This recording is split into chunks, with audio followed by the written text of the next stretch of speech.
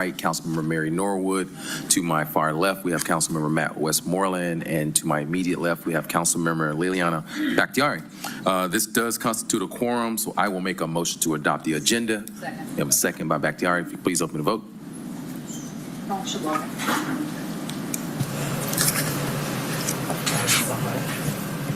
One moment.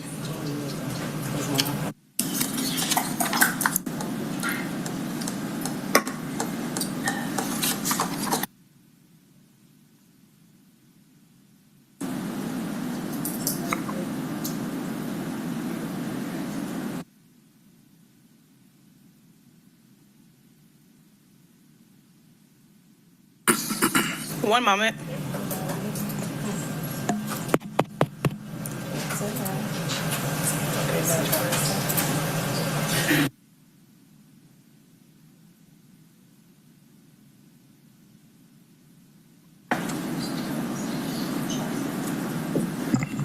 The vote is open. The vote is closed. 4 yeas, 0 nays. The agenda is adopted.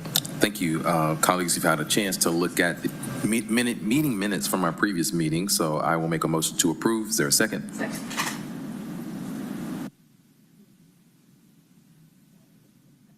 The vote is open. The vote is closed. 4 yeas, 0 nays. The minutes are approved. Thank you, colleagues. This does take us to the public comment section of our agenda. However, we do have a communication appointee who does need to get out of here relatively soon, so if there's no objection, I'd like to take that item first. Seeing none, we'd like to proceed with item number 2. Item number 2, 25C0069, a communication from Mayor Andre Dickens appointing Mr. David Simpkins to serve as a member of the City of Atlanta Fulton County Recreation Authority. This appointment is for a term of 4 years. Thank you. Mr. Simpkins, if you don't mind coming to the podium, telling us a little bit about yourself and why you're interested in this position. Sure. Good name is David Simpkins. I'm the president of SPR Cold Storage Distribution. We build and operate cold storage operations at airports and seaports, not only here in the U.S., but in all throughout North America. All right. Any questions, comments from colleagues? You know, got a motion to approve by Councilmember Westmoreland, second by Bakhtiari. If you could please open the vote. The vote is open. Oh. Good. I said it's very impressive. Oh, thank you. The vote is closed. 4 yeas, 0 nays. This item is favorable. Congratulations. We appreciate your service and look forward to seeing you soon. Great. Thank you. Take care. Now that brings us back to the public comment section of our agenda. I'll just remind the public you have 3 minutes. I will gently remind you once you get close to the expiration time. So we'll start off. Our first speaker is Carol Holiday, and you'll have 3 minutes.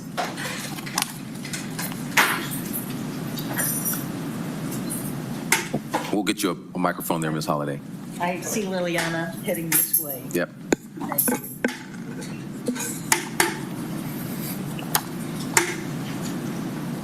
And I'm trying to raise enough that I can actually see you, so.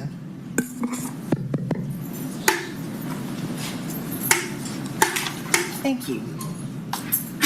I am Carol Holiday. I am deeply disappointed that the city is again refusing to address the critical issue of tree protection. Will our air be safe to breathe? Will more homes flood? Will heat cause preventable deaths? Who will bear the burden? Outdoor workers, the elderly, and people with health conditions who can't tolerate the heat, or those who can barely afford rent, much less air conditioning? Will it be legacy residents like those in Peoplestown who lost their homes when the failed stormwater system caused sewage overflows in their homes, or people living along the parts of Nancy Creek that flood? Will it be the taxpayers who foot the bill for capital improvements to address these problems? It will be all of us who pay. When developers don't pay their fair share, someone else pays the price.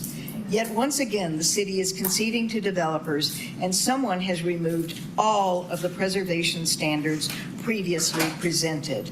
The only remaining change is an increase in recompense, the first since 2001. Why would you wait another 7 months to implement this increase instead of implementing it immediately? It's fair to discount recompense for affordable housing, but discounts should be commensurate with the depth and quantity of affordable housing, not like the last proposal, which offered freebies for developers. The last proposal would have given a 90% waiver to an entire project with no tree preservation and only 20% of the units rented at the so-called affordable rates, including a two-bedroom apartment for $2,056 a month, which is actually higher than the average cost of a two-bedroom apartment in Atlanta. This is fake affordability. I was surprised when your colleague was quoted in the paper hinting at how policy is made. He said, and I quote, "There's public support for being a tree hugger versus the campaign contributions you might leave on someone else's table," end quote. I hope we can all agree that this is not the right way to govern. Thank you. Thank you. Our next speaker is Henry Jordan. And you have 3 minutes.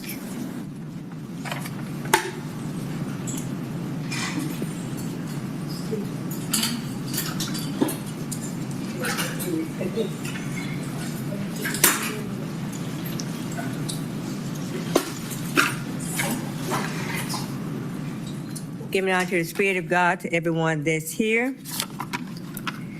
O Lord, my God, in thee do I put my trust. Save me from all them that persecute me and deliver me. Psalm 7, chapter 1st verse. The superscription indicates that the psalm was written while David was being ruthlessly assailed by Cush the Benjamin, who was evidently one of Saul's radical kinsmen. I need Jesus to help me fight my enemies. What about you? Help me not to be an enemy to myself. At that name of Jesus, every knee should bow, of things in heaven and things in earth and things under the earth. Philippians 2nd chapter 10th verse. These are three purposes for Jesus' exhortation: that every being in the universe someday submit to him. That in addition to the future universal submission, there also someday be a universal confession that Jesus Christ is Lord. We need Jesus' help from self-destruction. And this shall be the plague wherewith the Lord will smite all the people that have fought against Jerusalem. Their flesh shall consume away while they stand upon their feet, and their eyes shall consume away in their holes, and their tongue shall consume away their mouth. Zechariah 14, chapter 12, verse. Decay, Sakis, is the plague wherewith the Lord will smite all the people that have fought against Jerusalem. For Jesus to fight for us, we have to fight to obey him. You are bought with the price. Be not ye the servants of men. 1 Corinthians 7, chapter 23rd verse. The price paid with the blood of God's only Son. We owe praise and glory for Jesus for dying on the cross for our sins. We need Christ more than he needs us because we living on his time. It's what we owe him. And I'm trying to give him what I owe him, the praises and the glory and the honor and power to obey Jesus. Thank you for listening. Obey Jesus. All right, thank you. Our next speaker is Michael Paris, followed by Dana Thompson. Good afternoon, Mr. Chairman and Council. Committee members, I'm Michael Paris, I'm President and CEO of the Council for Quality Growth. My associate has handed out copies of a letter that has been sent to y'all by email, so you have that to take a look at. I'll keep this mercifully short and tell you that number one, I want to say how much I appreciate the work that all the city staff has put into this ordinance, especially city planning. It's been hours and hours and hours. I know y'all have spent an extraordinary amount of time on this as well, so I do appreciate that. There are two main points in this letter, and there's an appendix attached which iterates numerous other concerns. The number one concern is that we need to, we would really request that you readdress the affordable housing waivers, which strangely did not end up in this version. That's something we've always talked about. We have others in the room that are going to talk about that. And then secondly, we've offered here the idea of, in fact, instituting a maximum recompense, but we've showed numbers that are much, much higher than today. And that's something I think the industry would be very much interested in and applies all the way across the board. The letter you have, and you'll hear from everybody today, is the Atlanta Commercial Board of Realtors, the Council for Quality Growth, the Atlanta Home Builders, and Habitat for Humanity. And in the appendix, you're going to see quite a bit of stuff, but there is a section here that especially addresses just almost Scrivener's error. So there's some minor things that we would suggest y'all take a look at, but some things that I wish you would really strongly consider in addition to those two main points. So instead of going through them all, I'll let you take a look at those. Appreciate the time and effort you all put into this, and thank you for your work on this. All right, thank you. Our next speaker is Dana Thompson. You have 3 minutes.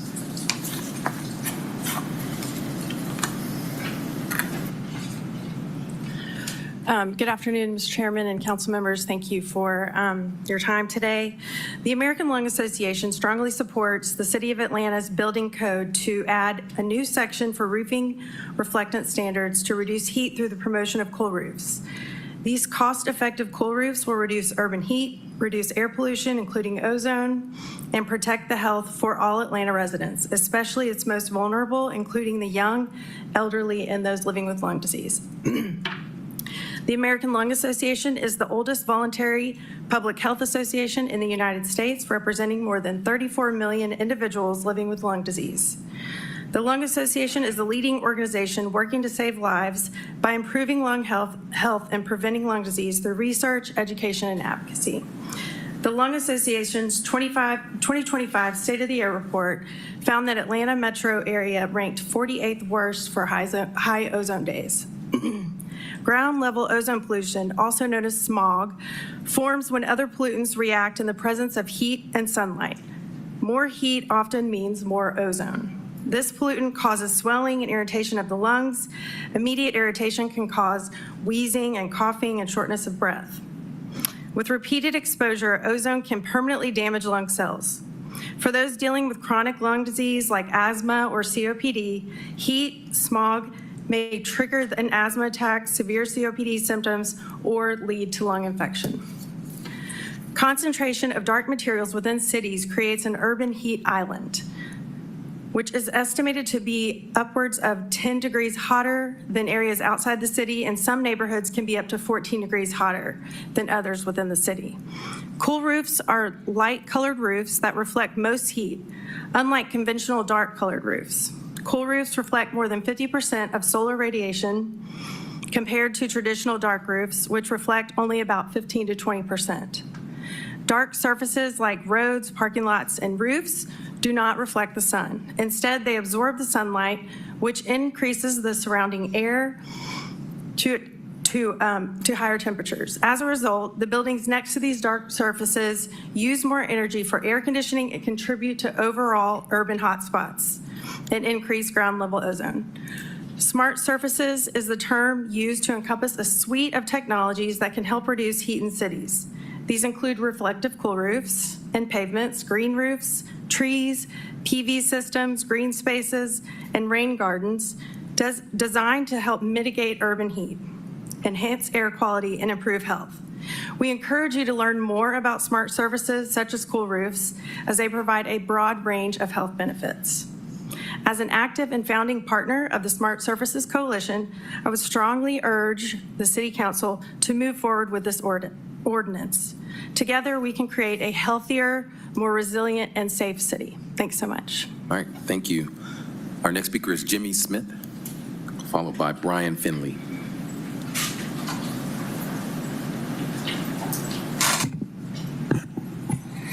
Good afternoon, Mr. Chair and council members. I am Dr. Jimmy Smith and serve as president of the Georgia Public Health Association, and do speak in support of the ordinance to amend the City of Atlanta's building code to add a new section for roofing reflectance standards to reduce heat produced by darker roofing materials. Extreme heat is now known as the deadliest weather-related hazard in the United States, and it's getting worse. Atlanta now experiences 13 more extremely hot days each year than it did in the 70s. And by mid-century, we predict that there will be actually around 45 to 46 days annually with a heat index above 100 degrees. That's not just uncomfortable, it's dangerous, and particularly for our children, our seniors, our outdoor workers, and those without access to air conditioning. This ordinance seeks to address this concern by moving toward the use of smart surfaces, and in that, as you've heard previously, reflective cool roofs and pavements that help cool the cities by reflecting sunlight to reduce the urban heat effects. In addition to your active engagement with trying to build urban forests and the trees in the area to improve overall well-being. These smart surfaces matter, for they build climate resilience and improve public health by mitigating extreme heat, reducing heat-related illnesses, improving air quality, and boosting mental well-being. While smart surfaces are needed everywhere in cities, they're especially important in the underserved and sometimes unrecognized communities that typically house low-income, minority, and otherwise vulnerable populations. For those communities, these urban heat islands pose a major public health threat, disproportionately impacting vulnerable populations and communities of color who often lack access to green spaces and infrastructure upgrades. So on behalf of the Georgia Public Health Association, I urge you to give favorable consideration to the Cool Roof Ordinance. Thank you. Thank you. And we've been joined by Councilmember Jason Dozier. Our next speaker is Brian Finley, followed by Nathan Hedges. Greetings, council members. My name is Brian Finley. I serve as the Vice President of Housing and Land Development for Atlanta Habitat for Humanity. As an organization committed to building safe, affordable homes for working families, we also deeply value Atlanta's identity as the city in the forest. We believe that housing and tree preservation are not competing interests. They are shared values that must be thoughtfully balanced. We appreciate the significant work that has gone into revising the tree protection ordinance. The recent updates represent a step forward, and we're encouraged by the city's responsiveness to the community feedback. That said, we believe further refinements are still needed to ensure the ordinance supports affordable housing, especially on larger, more complex sites that design flexibility is essential. At the request for the mayor's office, we are beginning meetings with council members and city staff later this month and in mid-June. These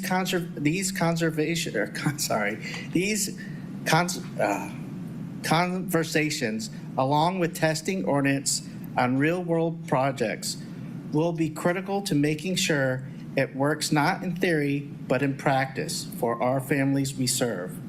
For that reason, we respectfully ask the council to delay adoption of the TPO until this collaboration process is complete.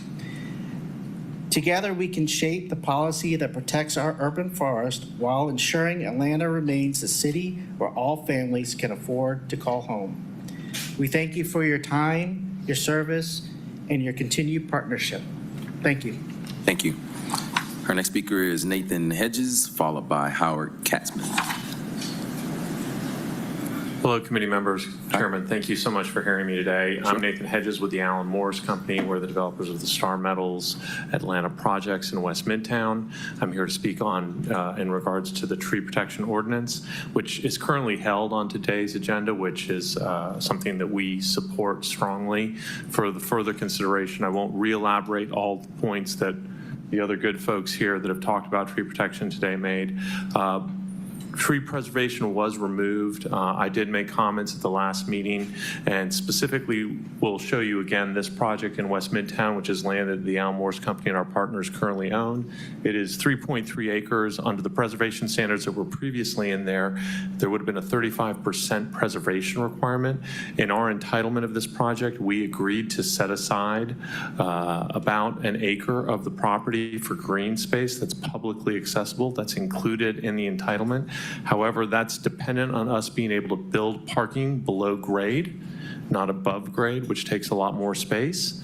And with the preservation standard, we would not have been able to build that parking below grade because we would not have been able to disturb the land, and there would have been a de facto taking of about an acre of this property, which has a cost basis value of about $10 million, which obviously would have been a deep concern for us and our investors if the city did a de facto taking of $10 million of land that was already entitled. So want to encourage you to continue to hold the ordinance until some of the concerns that are currently out there can be addressed. And I thank you for your time. All right, thank you. Next speaker, Howard Katzman, followed by Catherine Cope. Good afternoon. I'm Howard Katzman. How did we get here today? We've had a tree protection ordinance since 2001 with no actual protection for existing trees. Efforts since 2014 that have been building towards a stronger and more balanced tree ordinance. And then we had consultant-led efforts that collapsed in 2019. Council members asked us to work with city planning staff to create a new ordinance. Last-minute efforts to vote in a new version in late 2021 failed in the council. And after we met with the mayor in early 22, he directed city planning to initiate a stakeholder group. The meetings in 2022 went nowhere, but where we started in 2024 with broader participation, stronger structure, and facilitation. Broad recommendations included tree protection, an affordability component, and increased recompense fees. City Planning released a draft based on these recommendations in January of 25, and then another revision came out May 1st. All the provisions were vetted by the law department, NPUs, the planning department. All efforts were building towards a stronger and more balanced tree ordinance. Then something big happened. In response to somebody or some group, city planning eliminated all tree protection, including on single family, and reduced the recompense fees. How can we have a tree protection ordinance without any actual protection? How can protections for affordable housing be pulled from the proposed ordinance? How can the city continue to subsidize for-profit developers with recompense fees so far below market price? Some developers have misstated and possibly even lied about what the May 1st TPO version would do to restrict their development. When we showed them, they were ignoring or hadn't read the provisions that would allow them to develop fully affordable housing. We were ignored. How can the city ignore 8 years of community input, city staff work, and recent input from the NPUs?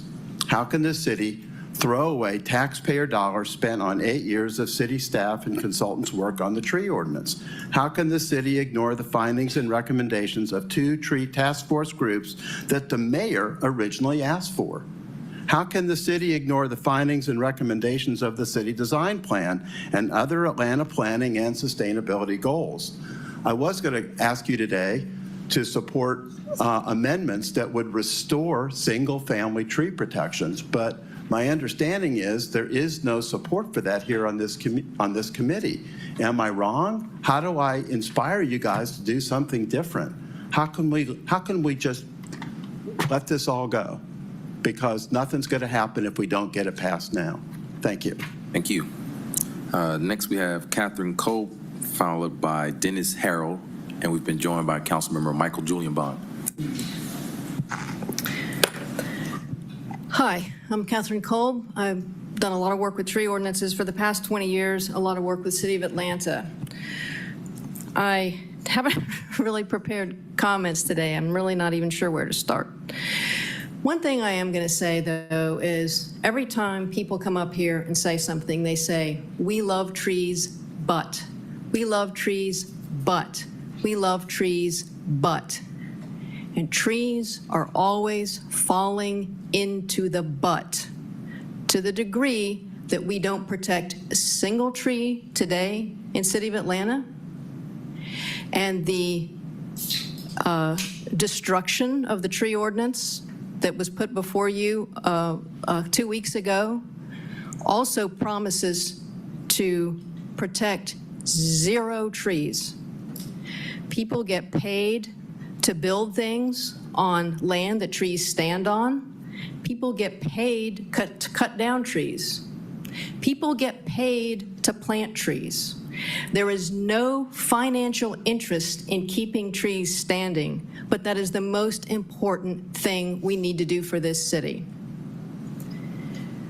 The ordinance that came to you a couple weeks ago, there was a tree preservation standard for single-family residential that was vetted by the law department, went to the NPUs. The response from the NPUs was not that we want less tree protection, we wanted more. That has been taken out along with everything else. What I would urge you to do, if you can do that, is to reinstate at least the single-family residential part of the tree ordinance that covers, basically, it only covers medium and large size lots. Small size lots are exempt from it. I also want to make just a couple of comments about some of the information that's been given to you about what the ordinance will or will not do to certain development projects.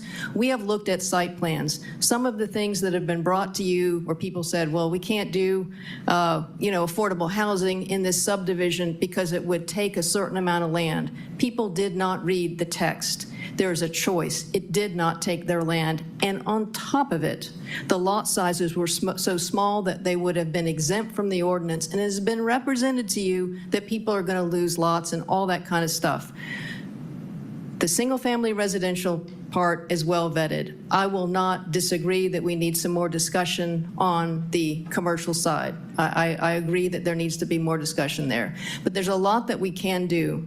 And what is being asked is to throw out all of it after all this work, all this collaboration. People are asking for more collaboration. We've had 10 years of collaboration. We need to get this done. Thank you. All right, thank you. Next speaker is Dennis Harold, followed by Carson Brown.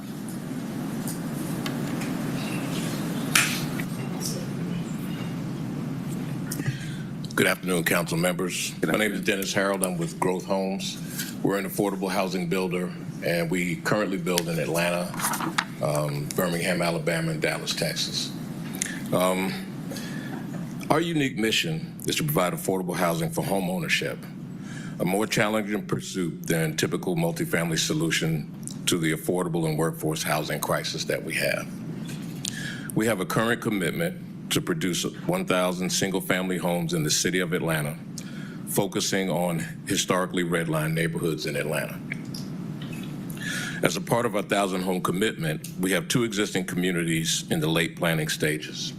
Briarwood, which is a 100-unit community located across from Greenbrier Mall, and our second one located at 1981 County Line Road.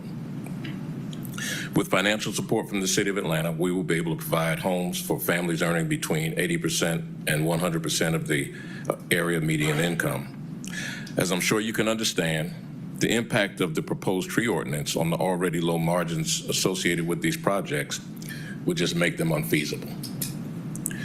As the proposed ordinance is currently written, regardless of the intent, it is in direct opposition to what we see as the current administration's mission to provide affordable housing by placing an inordinate financial burden on projects such as ours. In a specific example, out at our County Line Road project, right now we are at a 30% DBH. Under the current guidelines, that would cost us we have 30,000 plus DBH. At the $30, we're right at $1 million. If we go up to 118, that's going to take us up to $3.5 million. So that's a $2.5 million increase just in the first year increase. And that would just simply make this project unsustainable for us.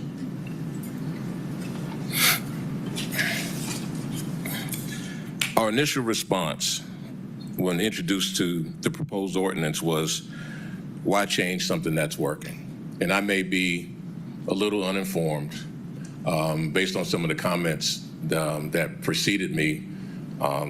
It appears that it's not working, but in our world, it's working and it's costing us. And one example, we had to pay about $13,000 for one single-family house, detached, that went on the market for about $350,000. That's to me, that's not sustainable. We would encourage you to continue the concept of max recompense at 30%, because this encourages developers to save 30% of the trees, which is a strong tree protection ordinance. And we encourage you not to raise the qualifying for max recompense above the 30%. We understand and agree that preserving tree canopy is critical for a host of reasons. We simply need a better balance between preserving tree canopy and furthering the council's agenda for affordable housing. Thank you, Mr. Harrell. Time has expired. Thank you. Next speaker is Carson Brown.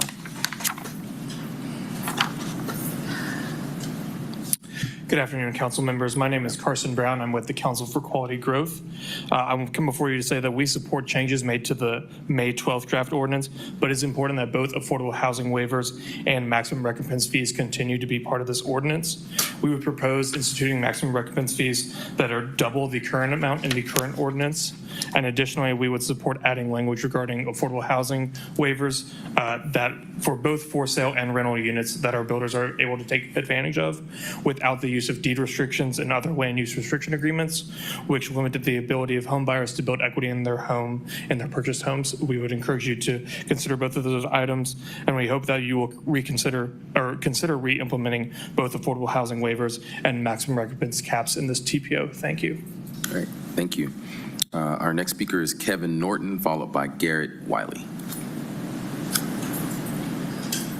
Good afternoon, council members. My name is Kevin Norton. I'm Senior Vice President of Land Development for Empire Communities.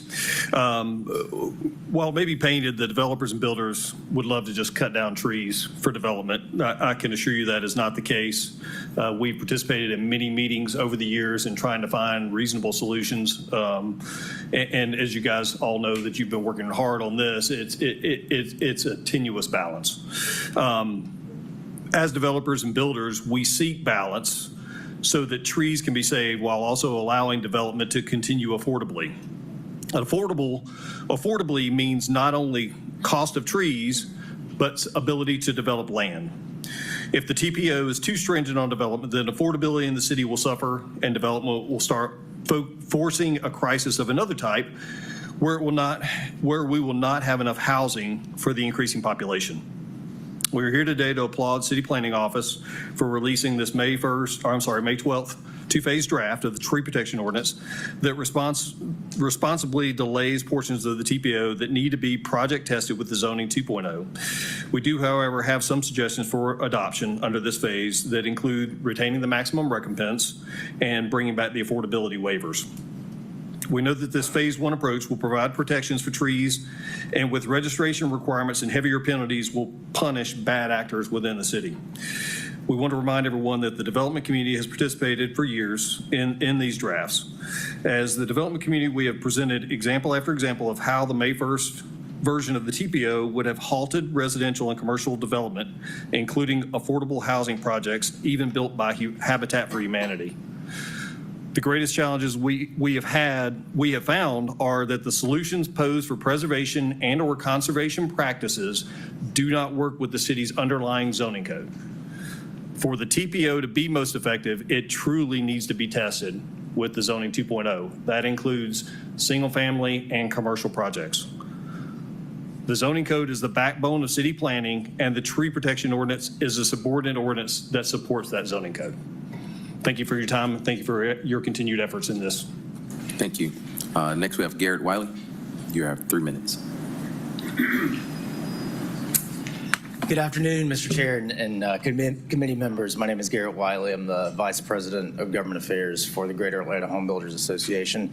Our association is, we have 1,200 company members. About half of those are builders, remodelers, developers. The other half are service providers that support our industry.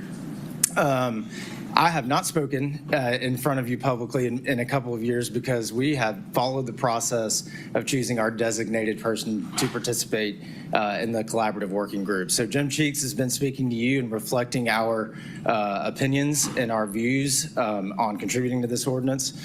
But I did want to give an overview of what it means and what a common misconception is with a developer and what a developer is.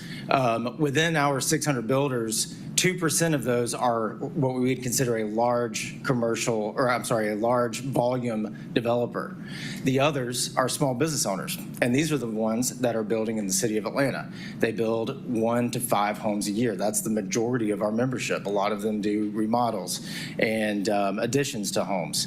So with the preservation standards that were targeted more towards the single-family residential side, more than any other, I think this is who this was affecting. And, you know, we believe that when you look at the amount of available land here in the city of Atlanta, that we must protect the ones that want to continue to be here and work here. And with that, with the previous ordinance in place, we were having folks that were just saying, we will never come back. We'll never come back to the city and be able to build here.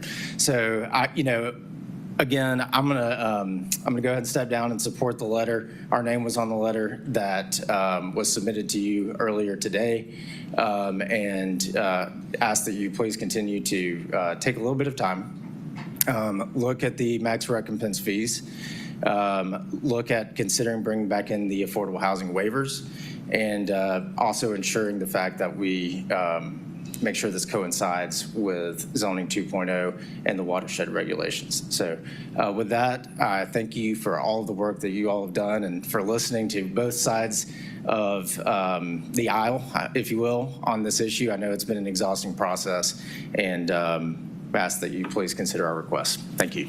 All right, thank you. Our next speaker is Jeff Brock.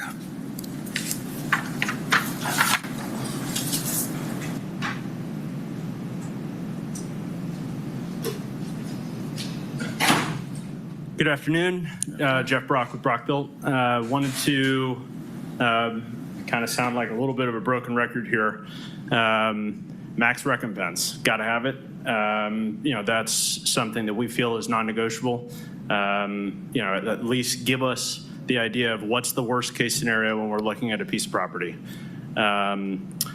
In addition to that, you know, the affordable housing waivers, I know that there are some discussions about people want it limited to the percentage of affordability on a piece of project. That's not how deals get financed. So the market rate units on a project are helping to subsidize the affordable units. If you penalize the market rate by increasing the cost of the tree protection ordinance or recompense fees, you will then remove the potential subsidy from the affordable housing units.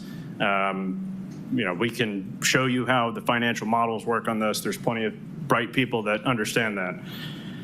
One of the other things I really want to see that we feel very passionate about is moving the review of the arborist to the front of the line. Right now, we go through, we buy a piece of property, we do all of our due diligence, we go through civil engineering, designs, everything. The arborist is the last person to review the plans. Move them to the front. You know, do a binding pre-application meeting where we can sit down and discuss these things and look at the trees and figure out, do we want to buy this piece of property? Do we want to take the risk? You know, you do that, we can stop arguing about a lot of this. You know, we have had one site where we've had a greenfield site cutting trees. Most of the stuff we do, we developed an old junkyard, 2 different trucking facilities, a recycling facility over on the west side of Atlanta. So we're not out cutting trees, but we are doing our best to deliver affordable housing. I also talked about utilities last time I was here. I think that I'm going to echo that again. We need to make sure that we are taking into consideration our utility work and the problems that the city of Atlanta has with its old infrastructure that needs to be taken into account with the impacts of this tree protection ordinance. So that's all I got. Appreciate it. Thank you. All right, thank you. And our last speaker for today is Frankie Elliott. Hi, good afternoon. My name is Frankie Elliott, Atlanta Commercial Board of Realtors. I just want to reiterate what was said earlier regarding the recompense, max recompense fees, and also the affordable housing waiver. But I also wanted to point out one of the issues that we brought up in the letter you received had to do with what the gentleman, Mr. Brock, just spoke about, which was the pre-application planning meeting. I think there's a lot of value in making that a binding part of this process, because I think that's where the arborist and the developer can sit down together and look at what the highest and best use of that property and how best to preserve what's there. So that at the very beginning, everybody goes into a development or looks at a piece of property and understands right away what the protection ordinance needs to be, what the replanning needs to be. And we start that process right up front. So there's no additional cost at the end of it. Everybody understands what's going on. And also just remind you what's included in this ordinance also is an appeals process and a notice process. So there's plenty of opportunity throughout this for people to participate in what happens on these lots and how they're developed. So I would really encourage you, in addition to the two other items, the recompense and the affordable housing waiver, to strongly consider making those pre-application or pre-site approval, permit approval process binding within that process. So thank you so much. And again, thank you so much for agreeing to work with us and continuing conversations on this issue. All right, thank you. And thank you to everyone who signed up today for public comment. This does take us to our presentations section of our agenda. We have two presentations today. Our first is Department of Grants and Community Development. We'll welcome up Commissioner Lennon.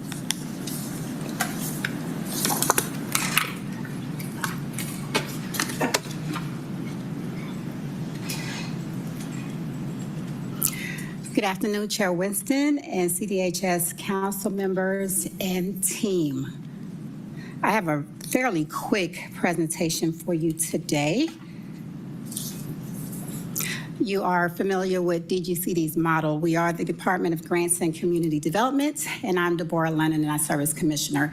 Our motto is, we are DGCD, doing good in our community, grounded in service, committed to moving Atlanta forward, and dedicated to excellence. The department focuses on four primary areas. HUD entitlement funds are the largest portion of our charge, where we deal with the facilitation, implementation, and monitoring of the allocation from the U.S. Department of Housing and Urban Development for Community Development Block Grants, CDBG, Home Investment Partnership Program, HOME, Emergency Solutions Grant, ESG, Housing Opportunities for Persons with AIDS, HOPWA, and then we also have an old version of a Section 8 program. I believe we are actually the last grantee, at least in the state, that still operates this Section 8 moderate rehab program. We are tasked also with applying for and implementing competitive grants, but then also assisting other City of Atlanta departments with their federal applications for grants. And then lastly, we're closing out the city's federal recovery funds known as NSP. I know you are very familiar with these slides, so I'll go through it quickly for the benefit of those watching in the public. These next slides list the priorities that we consider when awarding and reviewing and monitoring CDBG, ESG, HOPWA, and home programs.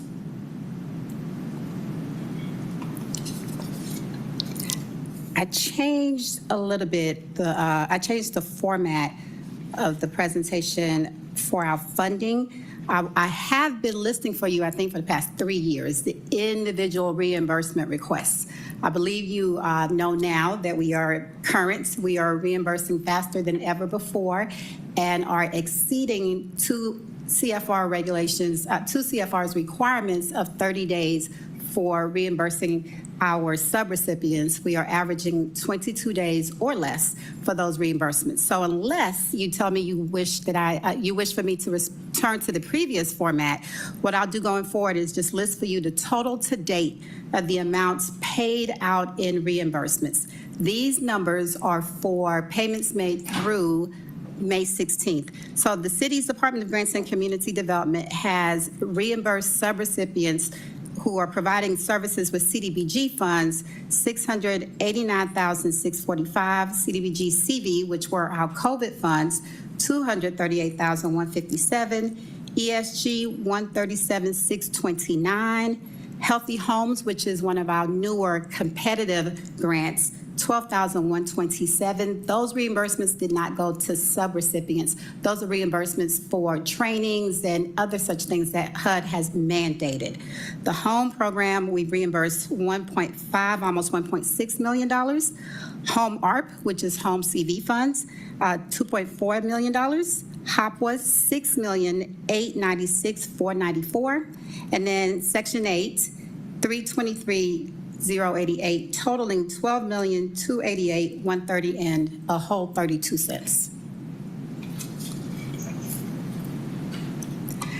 The next slides will reflect our grant balances to date. This information is provided specifically so that you can track what the city was awarded versus how much we have remaining. As you are aware, there are timelines attached to each grant and each grant year. So CDBG funds, for instance, are good for 7 years. Home funds are good for 8 years. ESG funds are good for 24 months, and HOPWA funds are good for 3 years. So each year attaches a different term to each of those funds, and we just want to keep you informed. For FY17 funds, the only remaining amount we have is for the home program, and that balance is approximately $352,000. For FY18, we have home funds remaining at $1,851,211. For FY19, we have CDBG funds of just $2,017 remaining from the more than $7 million allocated, and then home funds of $1.6 million. For FY20, we have balances for CDBG, CDBG CV, and home. These numbers, as I mentioned, were as of May 16th, but then last week, we drew down additional funds. So the CDBG CV balance is actually $1,959,653.53. For FY21, we have CDBG home and home ARP funds remaining. For FY22, we have CDBG home and HOPWA, but the HOPWA funds have since been further expended, and the balance there is $1,840,054.93. For FY23, we have funds remaining for CDBG home and HOPWA. However, the HOPWA funds have been further expended, and the balance there is $8,594,875.34. And then for FY24, we have the balances remaining here. So the last line stated that for this year, drawdowns completed as of May 16th totaled $21,428,34.68. However, with those additional drawdowns, because of the additional funds that have been expended, as of May 23rd, the total amount is $22,264,690.98. We recently, meaning 2 weeks ago, received our City of Atlanta FY25 HUD allocation for our community development planning programs. This is the federal government's FY25, so fiscal year 25, and our most recent allocations are reflected here. We will now add, once that grant agreement is fully executed, $6,602,130,000 to the CDBG grant, $2,031,804.29 for home, $15,399,142 for HOPWA, and $598,623 for ESG. So effective from the date that these grant agreements are executed, these funds for CDBG will be good for 7 years. The home funds will be good for 8 years. The HOPWA funds will be good for 3 years. And the ESG funds will be good for 2 years. The next slide is going into the total number of clients served for the last calendar year. So last calendar year, or our program year, we served almost 18,000 City of Atlanta residents with the funds expended during that year. Not the entirety of the funds awarded, but the funds expended during that calendar year. And I do want to stress here that the majority of the 17,798 residents served made less than 30% of AMI. So for instance, a family of 4 would be making less than $21,000. And so these are resources that are in fact needed and are used to leverage day-to-day needs and just basic necessities for Atlanta residents.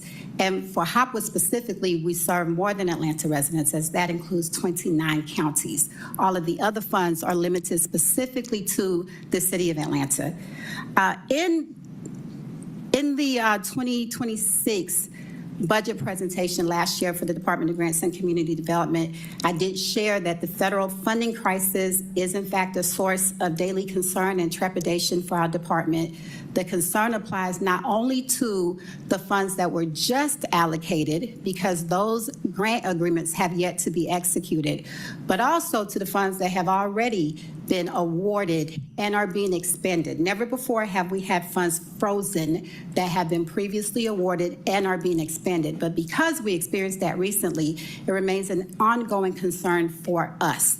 The city is now able to access those funds again, and we're moving quickly to encourage our subrecipients to spend properly and timely so that we can reimburse what they spend. But that federal crisis is a concern for funds that have yet to be allocated. The federal government's FY26 funds reflect zeroing out of CDBG and home and folding Hopwood into a different program, and we are just uncertain what that means going forward. All we can do as a department is to continue to educate you all so you can spread the good news. The administration, all of our advocates, all of our subrecipients, and all of the community members and residents who will listen so that they can understand the economic impact and the true need of these funds.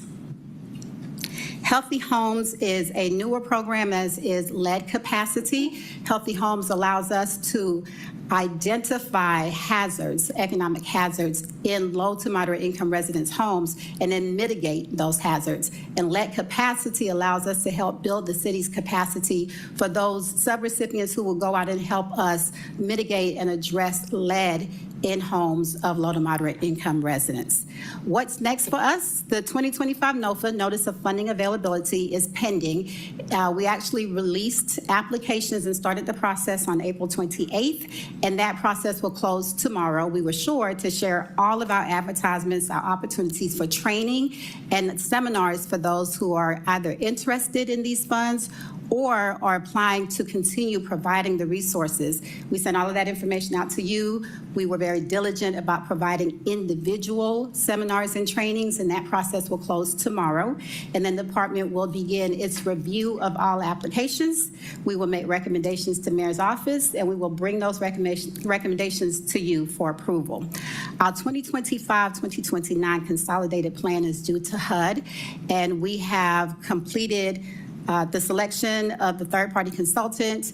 The draft has been submitted. We've sent it back, reviewed. We're reviewing again. We will submit that to Mayor's office, and that also will come to you for ultimate approval. And that concludes my quarterly presentation for the Department of Grants and Community Development, and I will gladly answer any questions that you have. Thank you, Commissioner Lunnan. The last time you were in front of us, you were kind of sounding the alarm about the lack of communication coming from HUD and the federal government. Just wanted to see how that was going now.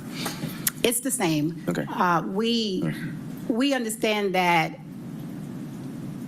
our local representatives have been instructed to reduce the amount of communications that they are providing. That did not come from CPD. They didn't tell me that they're not allowed to speak with me, just to be clear, because I know HUD watches these presentations. But we can tell. We used to have daily, weekly, bi-weekly communications and conversations, and they're just not happening. Emails are few and far between, and we're not getting responses that are needed just to process our day-to-day operations. So we're doing the best we can. We have systems in place. We have policies and procedures that have been previously approved by HUD, and we are operating under those same policies and procedures, but we have not seen an increase in communication. Any other questions, comments from colleagues? Seeing none, we appreciate you coming in. Thank you. All right, thank you. Our next quarterly update will be Invest Atlanta. Dr. Clementich.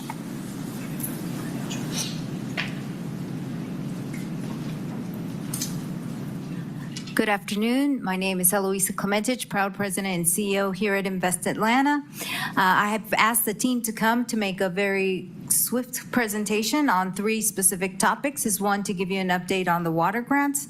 Then we will talk about the tax allocation district, and then we'll end specifically on the Beltline SSD. So with that, I'm going to turn over to Lori, and leads our economic development team, Jennifer, who leads our community development and tax allocation district team, and then Nino, who is our CFO. Lori. Good afternoon. Following the water main disruption in May and June 2024, and thanks to the swift leadership of Mayor Dickens and this council, Invest Atlanta were on site immediately, speaking with businesses, and we launched a water recovery program within just 48 hours to support our impacted businesses. To date, the program has delivered measurable results. 472 small businesses funded, $4,458,000 in total grants awarded, and with an average grant amount of $9,446.61, 3,625 employees compensated, and a median annual business revenue of $602,394. So the following graph illustrates the reach and the impact of the program to date, underscoring our shared commitment to rapid response and small business resilience. We continue to be efficient stewards of the city's funds, and we are finalizing internal reconciliation and are awaiting final confirmations from our compliance and audit. Next slide, please. You know, we like to talk about data and stats. I like to put faces with data. So, Mr. Chair, you'll recognize this face in the picture. This is Mr. and Mrs. This is Mr. and Mrs. Jeanette Katz, who were in your district and were affected. And thanks to the support of this council and this administration, she kept her doors open and was able to support her employees. And she wanted me to relay thanks and appreciation to everyone here. That's my piece right there. If anybody has any questions on the water. We'll do questions. We'll save questions for the end, but thank you, Lori. Great. Good afternoon, everybody. Jennifer Fine, Invest Atlanta. Again, I guess I'm going to try to be very brief, and at the end, dive into any questions and comments that you might have. So I'm going to give, again, a quick overview of the projects that we have approved so far in 2025 in the city's 8 active tax allocation districts. Always like to start off with how important it is to note the breadth of how TAD financing is directly impacting people. It's really one of the only, if not the only, public financing tool to impact retention of jobs in small businesses and helping them grow by providing access to otherwise inaccessible financing. TAD is very unique in that it can fund environmental remediation work on land that would otherwise sit undeveloped. Reactivating these areas creates public open spaces and parks. I think we all know the active role that TAD plays in the creation of affordable housing. In a nutshell, we're trying to solve really complicated and significant issues, and you'll see this a little bit in this presentation, but as I present quarterly, really trying to drill in on office to residential conversion, small business activation as key priorities for how we implement TAD financing. So this slide gives an overview, again, of the project so far in 2025. We've approved 14 projects or initiatives in 5 tax allocation districts, again, representing a wide range of project types and geography. As you can see, over $42 million in TAD financing has been awarded, which in turn will leverage over $273 million of private investment into the city of Atlanta. These projects represent 682 housing units, of which 302 will be affordable at AMI, area median income, limits ranging from 30% to 80%. TAD funding will also be used to redevelopment vacant commercial space into needed neighborhood serving, retail, and restaurant use. This is just an overview map showing the location of these 14 projects and initiatives. In particular, we're happy to see projects in the Perry Bolton TAD as well as the West Side and the Beltline, but Perry Bolton TAD is an area of increased importance for lots of reasons, development activity, but also we have funding availability in the Perry Bolton TAD. This is an overview of all the project details for these 14 projects, just as a takeaway for you. And then the last couple slides will dive into what these projects are going to look like, who they serve, where they're located, to hopefully get you excited about the work that we're doing. Project on top, we are extremely excited about. It's been a long time coming. It should look very familiar to you. This is the complete redevelopment of 143 Alabama. Through an RFP process, Gorman and Company was selected to completely redevelop the vacant property as well as some adjacent parcels in 2 phases. Phase 1A is the stabilization, security, and activation of the property prior to the World Cup. That's obviously going to involve some physical improvements you'll see to the building, some reactivation of a surface parking lot in the back to capitalize on World Cup activities as well as some community activities signifying the redevelopment of the property. And then Phase 1B will be the actual conversion of the building into 50 units of affordable housing. The developer just recently, last week, applied for 9% tax credits through DCA. Hopefully those will be awarded. And then later on, Phase 2, and you can see it in the far right image in the background, that will be new construction on the vacant property of 151 affordable units. So all told, a $3.5 million West Side grant was awarded for the first phase, Phase 1 and 1A and 1B. And we're actually going to have a project groundbreaking on June 5th. That's just been announced. So hopefully we'll see you there. Bottom image shows the adaptive reuse of the 100-year-old warehouse building's cut rate box, which a lot of us are familiar with. If we ride MARTA to the airport, you can see them to the left, right adjacent to the Beltline. So the project will involve multimodal transit-oriented retail, office, and residential space to create a really key gateway to the Beltline Trail adjacent to the Murphy Crossing site. The development will include 126 loft-style apartments, as well as over 12,000 square feet of ground floor commercial and an additional 3,200 square feet of retail space located in outbuildings and/or containers along a Beltline spur. $3 million Beltline TAD grant was awarded to aid in this $53 million development with an estimated 2026 completion date.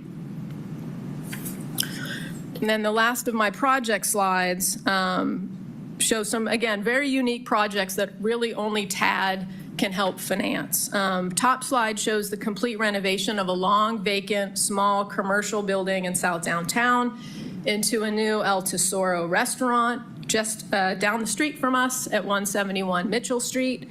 $50,000 Eastside TAD Small Business Improvement Grant was awarded to help the local business owner with build-out of an ultimately $2.7 million project that's being done in conjunction with the property owners, Soto, South Downtown. So we're extremely excited about it as the restaurant is a local success story, piggybacking off of its original location in the Edgewood neighborhood, as well as its second location at Lee and White. Project activates a key property at the intersection of Broad and Mitchell, the center of Soto's redevelopment of their South Down portfolio. And then the imagery on the bottom is a 20-unit infill development on 2 vacant residential lots on James P. Brawley Boulevard in the English Avenue neighborhood. The developer has been a resident of the neighborhood for over 10 years and has been developing properties in the neighborhood since 2007. We're always extremely happy to help support small local developers who are in turn aligned with our mission and priority to create quality, affordable housing. I think this one should be my last slide. Again, just to wrap up and to give an overview of the numbers related to these 14 projects that I just talked about, but also just driving home that these projects directly impact people, the residents and the employees in the city of Atlanta, and that I can't overstate how incredibly difficult the work is. Development is very difficult right now in general. TAD, one of the most robust tools that we have to help get projects over the finish line. And we're committed to the work, and TAD is a critical piece of the success of these developments in the city. And I think with that, I'll turn it over to Nino. Good afternoon. I'm Nino Chiappetta, the CFO here at Invest Atlanta. In 2021, bonds were issued to help fund the completion of the Beltline Trail. $88 million was available for projects at issuance. Through March 31st, 2025, around 80% of those funds have been spent, leaving a balance of $18.6 million. This balance is anticipated to be spent by the end of fiscal year 26. Collections for the last 2 tax years of $7 and $8 million respectively are sufficient to cover the debt service. That concludes the Beltline Special Services District update, and I will turn it back over to Dr. Klementich. Thank you, team, and just open it up now to the council for any questions you may have. All right, thank you, Dr. Klementich. We got some folks queuing up. We'll start with Councilmember Jason Dozier.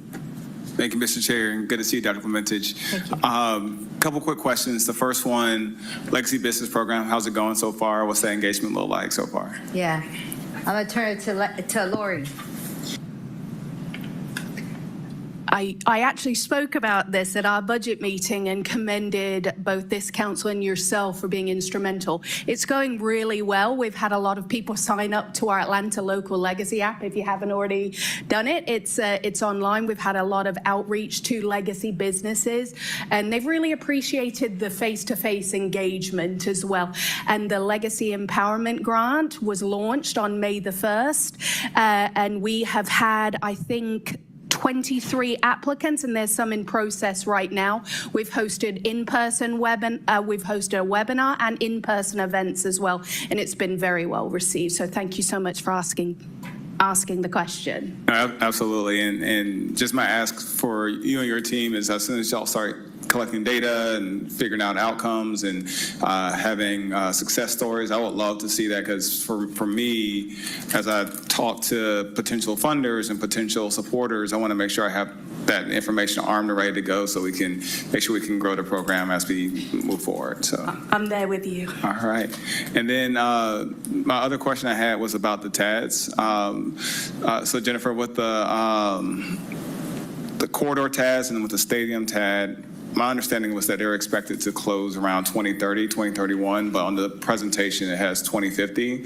Is that a change that we're working on, or if you can talk through that? Yeah, we're identifying the longest term of commitment, and APS has pledged support in those corridor TADs through 2050. That was part of the 2018 Omnibus TAD agreement. So we probably should have identified it as such before. So it's not a new negotiation. It's just us saying the way that we're identifying that is the longest term that we have from the support of a taxing jurisdiction. What about Fulton County? Fulton County so far does not extend to 2050. Okay. But the APS portion does. Okay. And what percentage of the Fulton County contribution is in the overall revenue stream for our TAD funding for those particular tags? The APS portion of the contribution is the Fulton County portion is about 24%. Okay. Give or take? Yes. Yeah. Okay. And then my other question, with the Beltline TAD and also the Beltline SSD, I know 2030, 2031, we're trying to get the trail wrapped up. However, there's this larger conversation about how do we finance transit on the Beltline. I'm curious, on one hand, if there's been an exploration of extending that TAD out to support future transit operations, and secondly, is there an exploration about the SSD and using that as a tool to support transit on the Beltline as well, recognizing that both are, I imagine there would need to be some legislation or some changes to expand either the scope of what can be spent on with those funding streams or also extending that out, but recognizing the changes that have been made to the East Side streetcar extension and some exploratory work that's happening in my district on the Southwest Trail, I'm very curious to see what we can do to support getting rail, getting transit on the Beltline through our existing tools. And I know this might be a strong vehicle for that. So if you can unpack that a little bit for me. So the answer is yes. We are looking at all options, from the TAD to more philanthropic to other partners to even government, federal funding, even though we've seen a couple changes, but really trying to explore all ways to try to understand how we can get there, because the goal is how we can get there. So all of the options are currently on the table. Okay. I imagine you can't go into more detail right That's now. right. Got it. No, understood. That's, I think, all I have. Mr. Chair, are you all good to see y'all again? Thank you. Thank you. Next, we'll have questions from Councilmember Bakhtiari. Thank you. And as always, the policy wonk of council managed to knock out a good bit. Just a few short questions. Short being relative. The Section 8 housing updates, the Section 8 piece that we adopted in year one, that Invest really led the way on, where we did any money coming from you all to any development, those developers would have to be registered with Atlanta Housing and accept Section 8 vouchers. We didn't put a requirement on number, but we did pass that year one. I don't expect you to have the numbers today, but if someone from the team could get me the numbers of how many projects that has been enforced with, that would be very helpful. Okay, most of our projects have them, so I would just say it's probably 100%, but I'm gonna go back and check with the team. Thank you. Similar to Councilmember Dozier, I would love to be armed with those statistics and facts. No problem. Y'all have been doing a lot in Sweet Auburn, and obviously that's been a big focal point for me in my district, especially. Not that FIFA should be the momentum for us to pour into this corridor, but obviously trying to ride the wave of that momentum. And Invest has obviously been there long before all the attention has been put there. So how are our developments? I know that there were some of the Wheat Street properties that money had been given to, and a few other buildings. And I haven't seen much movement on those, so curious as to where we are. Yeah, I'll let Jennifer, she's dealing directly with developers. Sure. Yeah. Sorry, I think your question was about the projects that, have been approved in Sweet Auburn and kind of just development activity. So the ones that are the most obvious to speak to are the ones where you can see the activity, like Sweet Auburn Grand, like Front Porch, like Georgia Works. Those are all, either complete or in the throes of being complete. You mentioned Wheat Street specifically.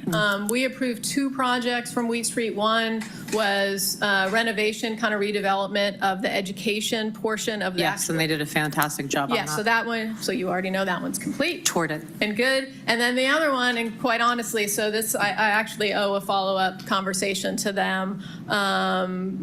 We've had conversations several months ago. It's the building. We're talking about the property that's, the building that is on the same lot as Correct. the educational It's the building, but in the old, corner. I want to say it's not the Mason building, but yes, it's that vacant That one. building. Yes. We awarded a resurgence grant, super excited about it because it provides opportunity for ground floor retail, and it has installed. There will be activity, but it was very much delayed because it had an anchor tenant that was supposed to go in there, restaurant use, that is no longer going to be located in that building. Okay. So the update that I need to get is how successful they've been in attracting another anchor tenant for that ground floor, because the viability, the financing, the cash flow of it kind of depends on that. So that one hasn't started yet.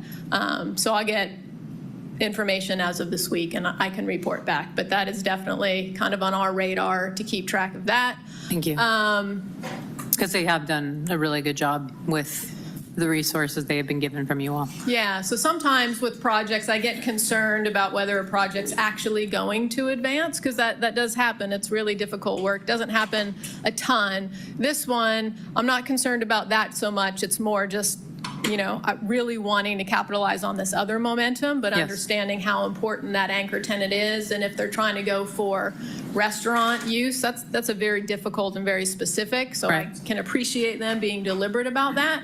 And so I think that's the case right now, but I'll call them and find out. Thank you. And is Invest involved with the Butler Y project with Gorman, or is that a separate? So they will be, we ultimately, I think, will be. Okay. So it's been in our pipeline for a long, long time. I know, and the buildings have come down, so we're Yeah. moving it along. We did help with the technical assistance pre-development, Eastside TAD funds, helping to generate and get that project to a level of readiness. And so I anticipate they will be applying for Eastside TAD grant grant funding for that project. Thank you. And I know we talked about startup business locations and kind of the initiative you have going, and I know that my team is working with you on that, and that you're about to reopen that. So we found locations. We're very excited to work with you on that project. And I was going to ask, how close are we to the Georgia Works building? Being done? Yes. So we just did a tour in there a couple months ago, and it looked, I mean, really, really good. So I can't tell you right now. I don't want to. Understood. Well, if you We'll could find out. But we were in there maybe 3 months ago. That's good to hear. Full gas. Looked amazing. Okay. They were super excited.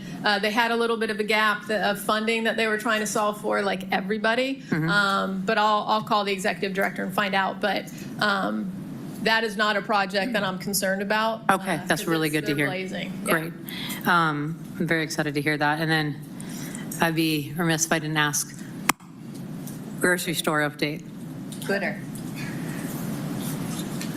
I'm very excited to see a Gooder be on Edgewood location in June, so very happy with that. What was our opening date? June 26th we're looking at. Great. Thank you. And if I may ask, and I know this is off the topic of this, but can we please make sure to extend an invite to the seniors to come sit because they're very excited? 100%. And I will flag this for later to talk to Invest about the Front Porch Project. Obviously, there are difficulties of getting that people to move in because of the complexities of that location. I do want to move on because I don't want to hold my colleagues hostage any longer. But that is a project I want to discuss with you all because if that anchor project does fail, I believe that we will be it will be very bad for the corridor. So I do want to speak to that. I know we're in a bit of a holding pattern and trying to figure out what to do, but if someone on the team could reach out so we could speak about that, that'd be very helpful. Happy to. Thank you. Thank you. We've been joined by Councilmember Andrea Boone. Any other questions, comments from colleagues? Seeing none. Thank you, Dr. Mentis. Thank you, everyone, for showing up today. Appreciate the quarterly update. So we'll get going with our regular agenda items. That takes us to Section G, Communications. Item number 1, 25C0068, a communication from Tanya Greer, County Clerk, to the Fulton County Board of Commissioners, submitting the appointment of Mr. Jeff Mullave to serve as a member of the Beltline Tax Allocation District Advisory Committee. This appointment is for a term of 2 years. This item will need to be held. So I'll make a motion to hold. And a second by Bakhtiari. If you please open the vote. The vote is open.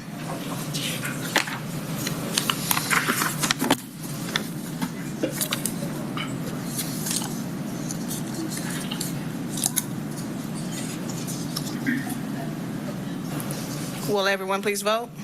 Smallest right there. Sorry. Yes.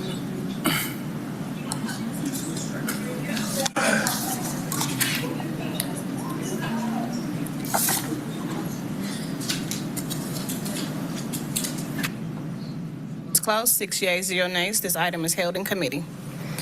That takes us to our consent agenda, ordinances for first reading. Item number 3, 25O1319, an ordinance by Community Development Human Services Committee on behalf of the Department of Grants and Community Development to amend the city's 2015 through 2018 consolidated plan and the 2018 annual action plan budget for the purpose of reprogramming home investment partnership program funds in an amount not to exceed $1,020,521.00 for continued contract services with Radiant Development Partners, LLC, and EQ Housing, LLC. All contracted work shall be charged to and paid from the accounts listed herein and for the purposes. Item number 4, 25O1320, an ordinance by Community Development Human Services Committee on behalf of the Department of Grants and Community Development to amend the city's 2015 through 2019 consolidated plan, the 2020 through 2024 consolidated plan, the 2019 Community Development Grant Fund budget, the 2020 Community Development Grant Fund budget, and the 2021 Community Development Grant Fund budget for the purpose of reprogramming community development block grant program funds in an amount not to exceed $50,000.00 to fund the CDBG Campbellton Road Sidewalk Improvement Project. All contracted work shall be charged to and paid from the accounts listed herein and for the purposes.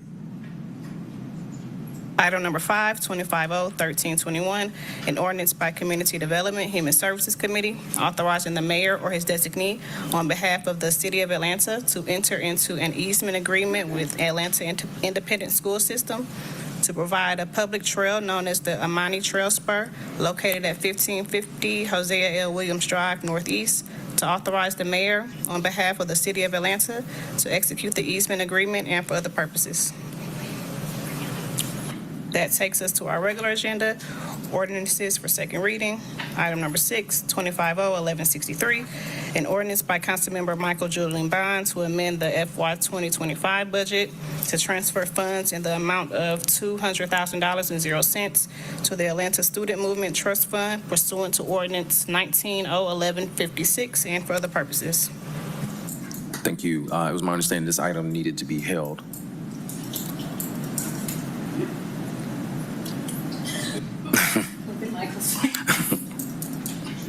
Okay.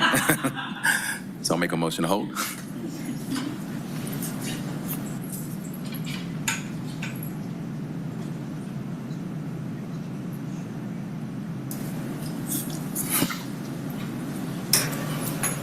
The vote is open.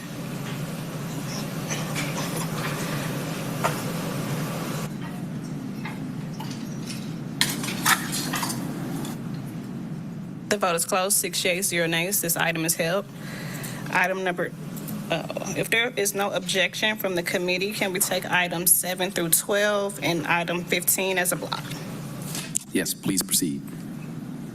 Item number 7, 250-1263, CDP 25006, an ordinance by Community Development Human Services Committee to amend the land use element of the 2021 Atlanta Comprehensive Development Plan so as to redesignate property located at 481, 485, and 495 Westlake Avenue Northwest, 1595, 1607, 1617, and 1625 North Avenue Northwest, 1590, 1600, 1618, 1621, and 1626 Hasty Place Northwest, 480 and 492 Elmwood Road Northwest, from the low-density residential for 0 to 8 units per acre land use designation to the low-density residential land use designation and for other purposes.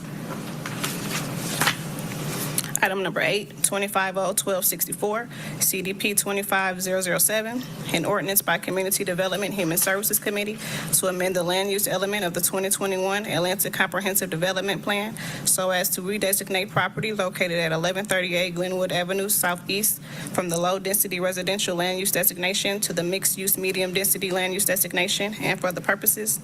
Item number 9, 250-1265, CDP 2512, an ordinance by Community Development Human Services Committee to amend the land use element of the 2021 Atlanta Comprehensive Development Plan so as to redesignate property located at 2945 Forest Park Road Southeast from the single-family residential land use designation to the industrial land use designation and for other purposes.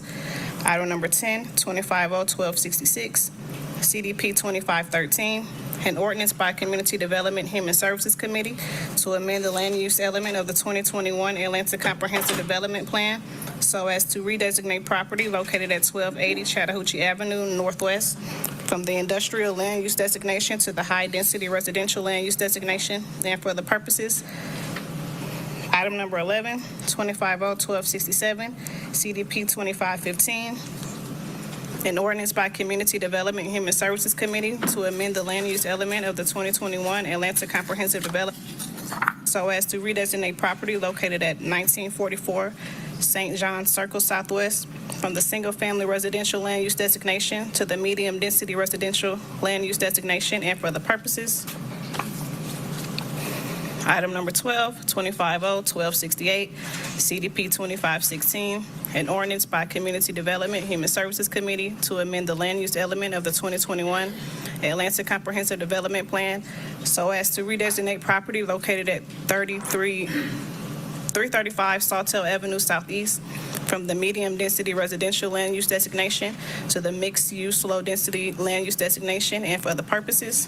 Item number 15, 250-1303, An ordinance by council members Andrea L. Boone, Dustin Hillis, Marcy Collier Overstreet, and Matt Westmoreland to rezone from R4 to MR3 for property located at 745 Bolton Road to modify the official zoning map and for other purposes. All these items will need to be held for a public hearing. I'll make a motion to hold. A second by Bakhtiari. If you can please open the vote. The vote is open.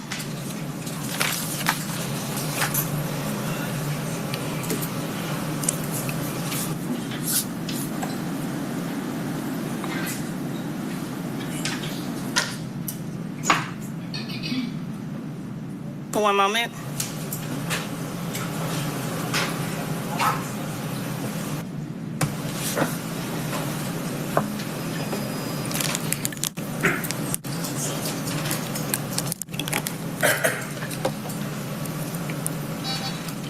The vote is closed. 7 yeas, 0 nays. These items are held in committee.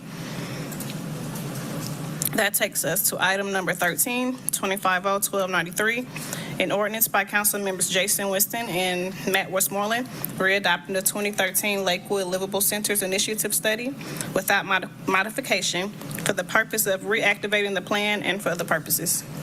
I'll make a motion to approve. Second by Westmoreland. Could you please open the vote?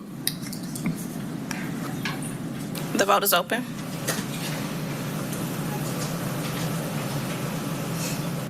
The vote is closed. 7 yeas, 0 nays. This item is favorable. Item number 14, 25-0-1299, an ordinance by Councilmember Dustin Hillis authorizing the mayor or his designee on behalf of the city of Atlanta to enter into 1, a temporary access and construction easement agreement, and 2, a permanent access and utilities easement agreement with 3B South LLC to relocate certain city-installed infrastructure from adjacent property, to authorize the mayor on behalf of the city of Atlanta to execute the easement agreements and any other agreements necessary to effectuate the purpose of this ordinance and for other purposes. Thank you, colleagues. This was just my understanding that this was to remove some city property on the Shirley Clark Franklin Park. So I'll make a motion to approve. Is there a second? Second. Got a second by Dozier. Can you please open the vote? The vote is open.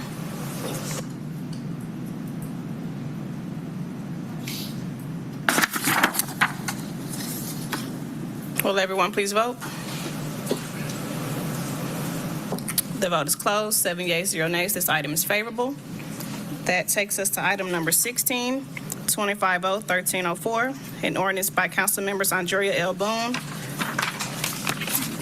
Marcy Collier Overstreet, Dustin Hillis, Michael Julian Bond, and Matt Westmoreland, authorizing the conveyance of city-owned real property located at 0 Jamestown Court, parcel ID number listed, to the city of College Park for the purpose of supporting the development of the Fulton County Botanical Garden, to authorize the mayor, chief procurement officer, and city attorney to execute all necessary documents to effectuate said conveyance, to waive conflicting ordinances, and for other purposes.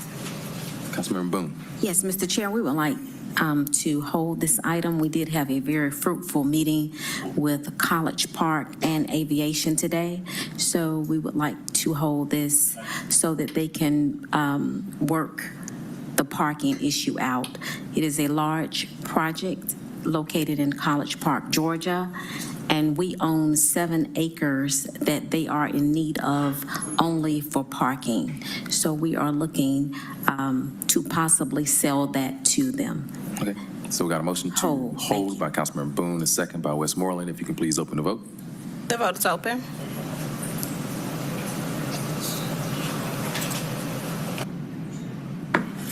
The vote is closed. 7 yeas, 0 nays. This item is favorable.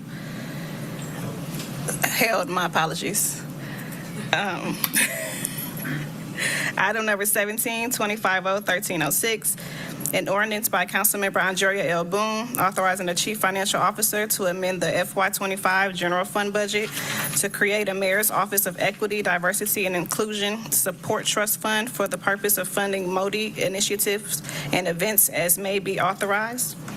Waiving Article 10, Division 4 of the Procurement and Real Estate Code of the City of Atlanta Code of Ordinances to authorize the mayor or his to execute contracts with sponsors to support Modi events, authorizing the mayor or his designee on behalf of Modi to accept a donation from the Community Foundation for Greater Atlanta in an amount not to exceed $1,670.00 for the purpose of supporting Modi initiatives and events, to amend the FY25 budget by adding to anticipations and appropriations donated funds in an amount not to exceed $9,670.00. All funds to be charged to and paid from the fund accounts listed herein, authorizing donations and sponsorships funds as may be subsequently approved by council to support future Modi initiatives to be deposited into the trust fund account created hereby and for other purposes. Well, it was my understanding we were waiting on a substitute that we had not received yet. So I don't know if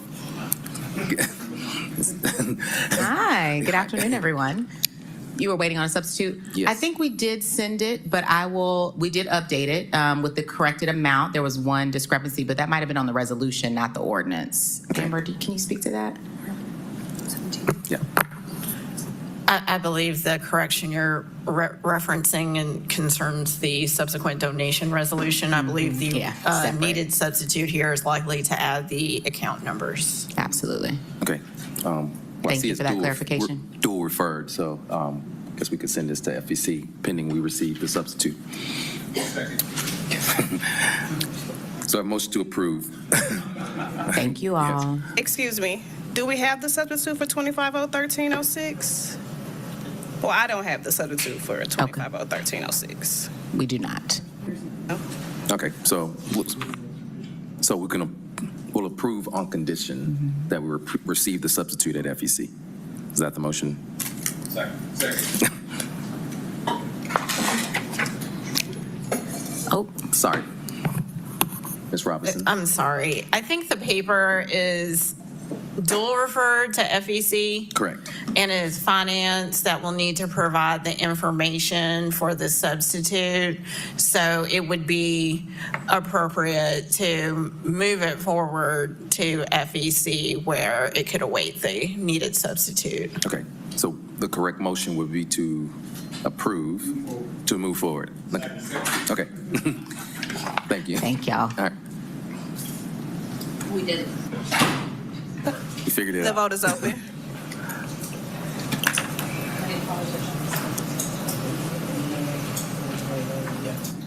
The vote is closed, 7 yeas, 0 nays. This item is favorable, and it will move on to FEC tomorrow.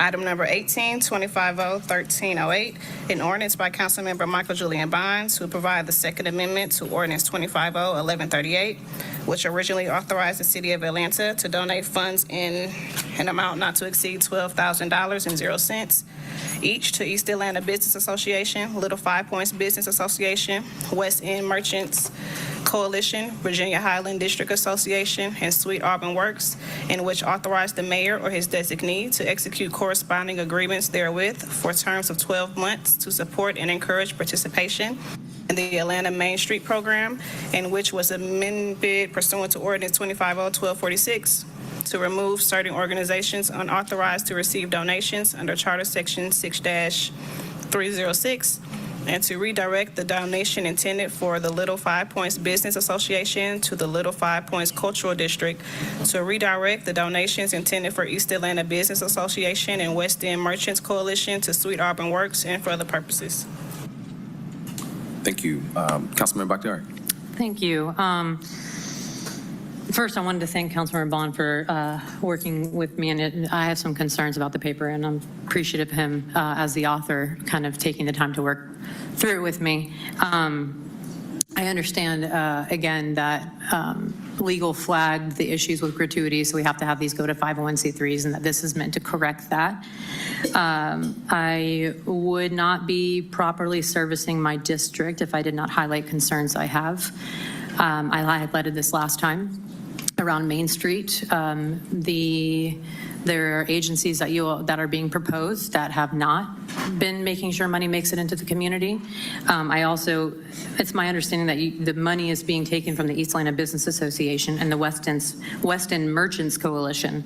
And that money, instead of it was my understanding that we were going to help those agencies find a way to get that money to rectify the issue so they could get that $12,000 by identifying 501c3s or at least helping them through the process. May I ask what the plan is there now?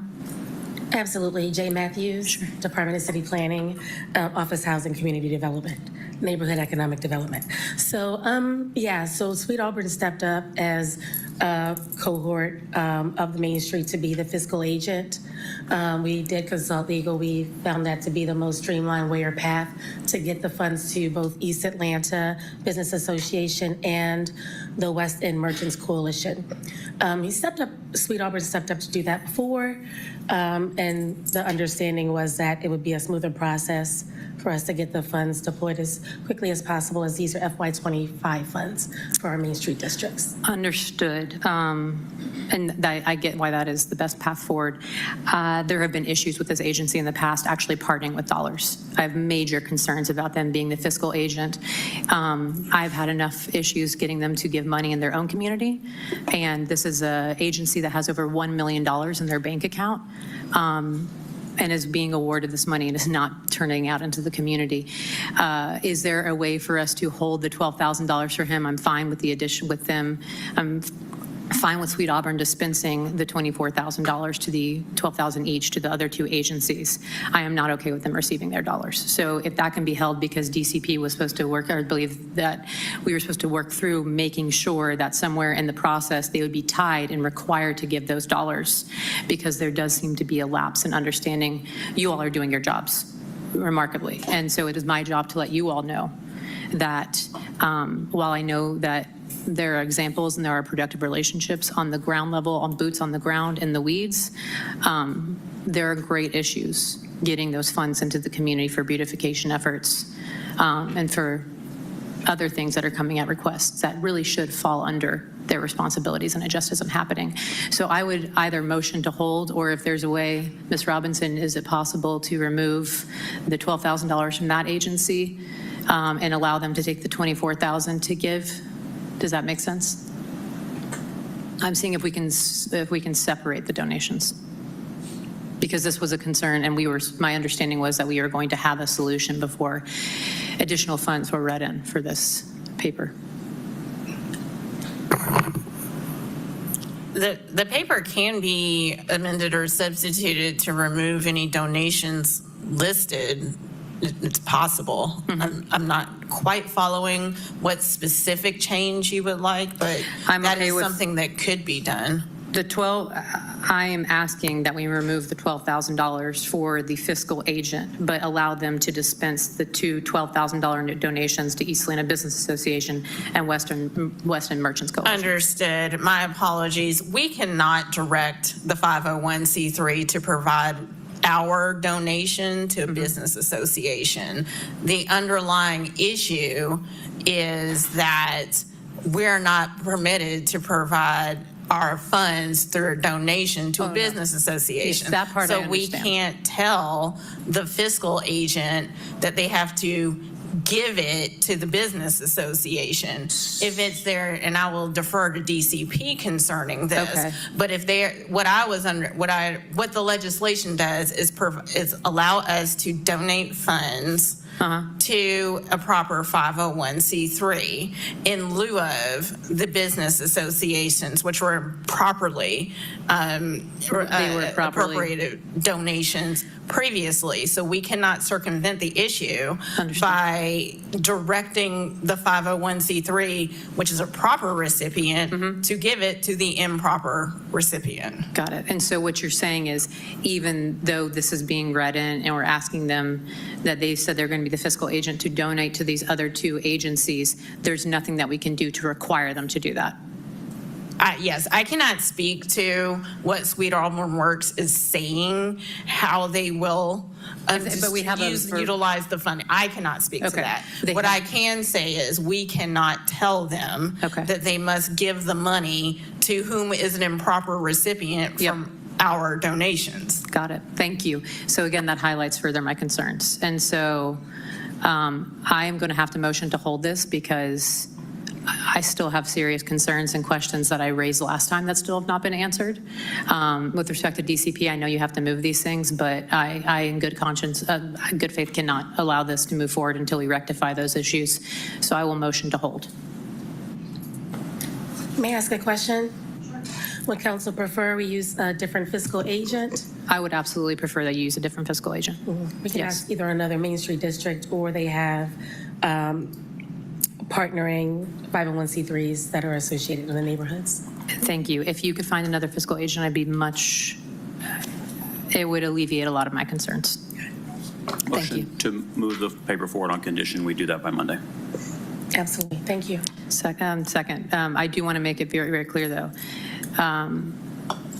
Actually, I'm going to vote no, so we pull this off of consent, so that we make sure that that is the case come Monday, so that we have it off of consent agenda, so I can address it when it comes back to committee. And I do want to thank you all because you have been working on this, and I know you're pressed and you have so many other things to do. This is by no means directed at DCP or the work you all have done. I'm very grateful for you. I just have concerns about the agency, and I'm trying to do my due diligence, and I appreciate you. So, seconding, or no, I just said I wasn't going to do that. So if someone else needs a second, Mr. Westmore. I'll second There that you go. motion to approve on condition. Which means it won't be on consent. It won't. The vote is open. Oh, never mind, I can vote yes because it won't be on consent because it's being moved forward on condition. So I will do that.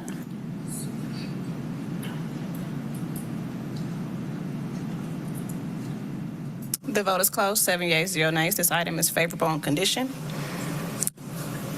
That takes us to item number 19, 2050-1313, an ordinance by Councilmember Marcy Collier Overstreet to amend the City of Atlanta Code of Ordinances at Chapter 54, Article 1, Section 54-1, to provide an exemption from the mandatory affordable housing requirements for publicly subsidized multifamily residential properties.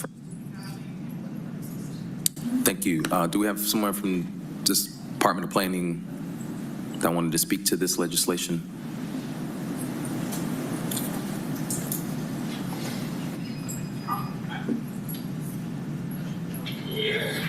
Okay. I can make a motion to hold. Hi, Commissioner. Commissioner Prince? Hello. I was not prepared to speak Okay, on that's this, but fine. I I can just heard that explain there were what's some- happening if anybody has Some concerns out of the planning questions. department. But we'll, I'll just go ahead and make a motion to hold. so we have a motion to hold. We have a second by Councilmember Norwood. Please open the vote. The vote is open. The vote is closed, 7 yeas, 0 nays. This item is held in committee. That takes us to Section J, Resolutions. Item number 2025R3503, a resolution by council members Jason Winston, Liliana Bakhtiari, Jason Dozier, Amir Faroki, and Matt Westmoreland, requesting that the mayor or his designee conduct a feasibility study to address the challenges small businesses face in accessing affordable retail space in Atlanta, to consider tax incentives, lease subsidies, pilot programs, and other support strategies, and for other purposes. Councilmember Bond? Okay. So we have One moment.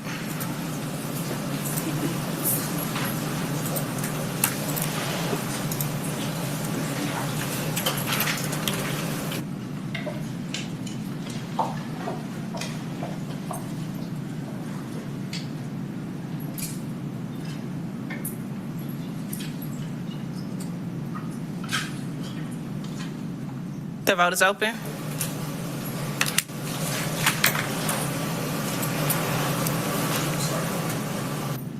The vote is closed, 7 yeas, 0 nays. This item is amended. I'll make a motion to approve as amended. The second by Bakhtiari. If you can please open the vote.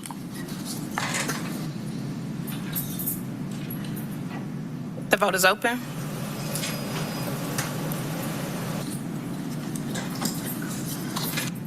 The vote is closed. 7 yeas, 0 nays. This item is favorable as amended.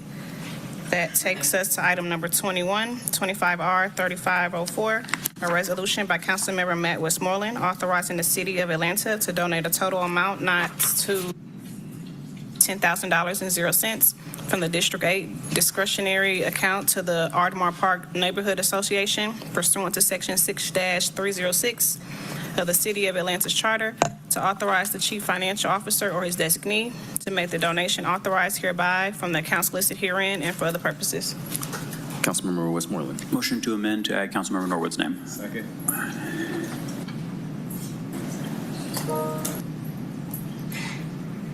Thank you, sir. The vote is open. The vote is closed. 7 yeas, 0 nays. This item is amended. Motion to approve as amended.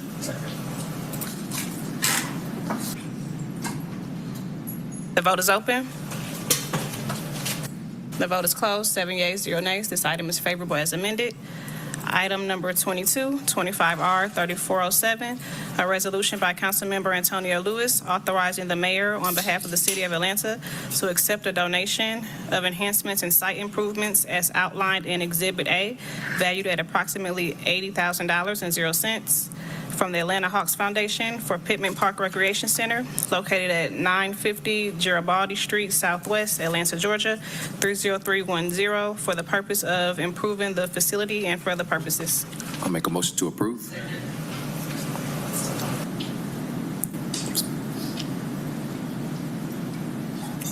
The vote is open.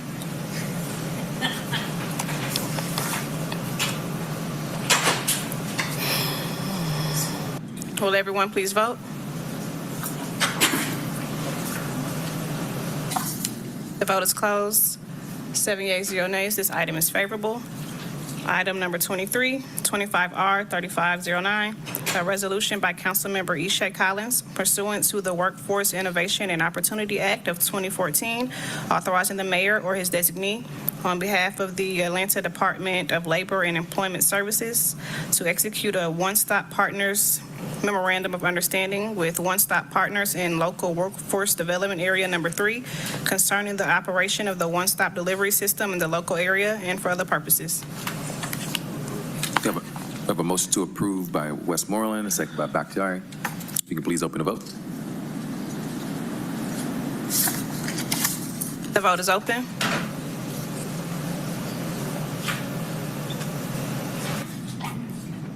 The vote is closed. 7 yeas, 0 nays. This item is favorable.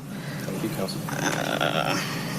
Item number 24, 25R 3511, a resolution by Councilmember Andrea L. Boone authorizing the City of Atlanta to authorize donations pursuant to Section 6-306 of the City of Atlanta's Charter to the following nonprofit charitable organizations: the Winning Edge Leadership Academy, Camp Kizzy, Dream Above the Influence, in an amount not to exceed $500.00 to each organization, and to Vox Atlanta in an amount not to exceed $1,500.00 to support each organization's strong commitment to improving the lives, experiences, and opportunities of women and girls in Atlanta, to authorize the Chief Financial Officer or his designee to make the donations authorized hereby from the accounts listed herein and for other purposes.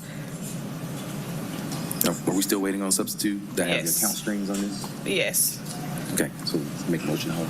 So I'll make a motion to hold.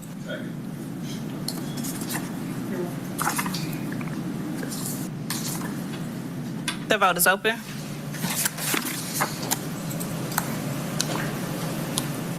The vote is closed. 7 yeas, 0 nays. This item is held. If there is no objection from the committee, can we take items 25, 26, and 28 together?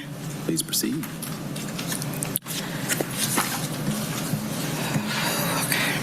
Item number 25, 25R 3515, a resolution by Community Development Human Services Committee authorizing the mayor or his designee to enter into the second renewal option for 1 year with each of 4 vendors under the agreement number listed: Centers for Hope After School Programming Services with Future Sinkers, commencing on October 17th, 2025 and ending on October 16th, 2026, in an amount not to exceed $80,000.00.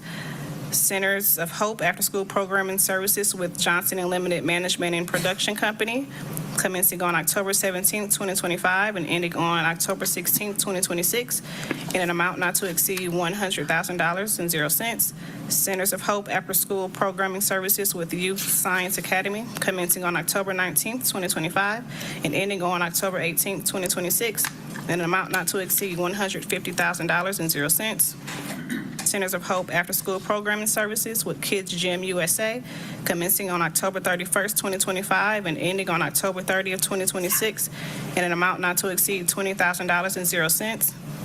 To continue Centers of Hope After-School Programming Services on behalf of the Department of Parks and Recreation for the purpose of providing youth and teen out-of-school programming. All contracted work will be charged to and paid from the account numbers listed herein and for other purposes. Item number 26, 25R 3516, a resolution by Community Development Human Services Committee authorizing the mayor or his designee to enter into the second renewal option for 1 year with each of 4 vendors under the agreement numbers listed.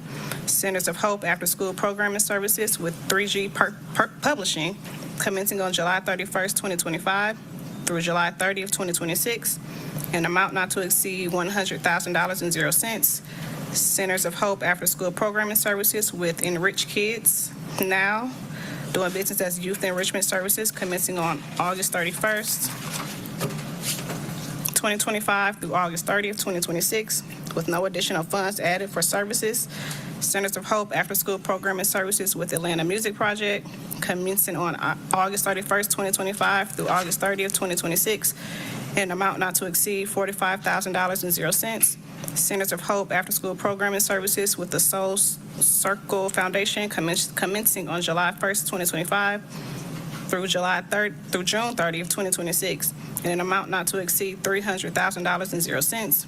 To continue the Centers of Hope After-School Programming Services on behalf of the Department of Parks and Recreation for the purpose of providing youth and teen out-of-school programming. All contracted work will be charged to and paid from the accounts numbers listed herein and for the purposes.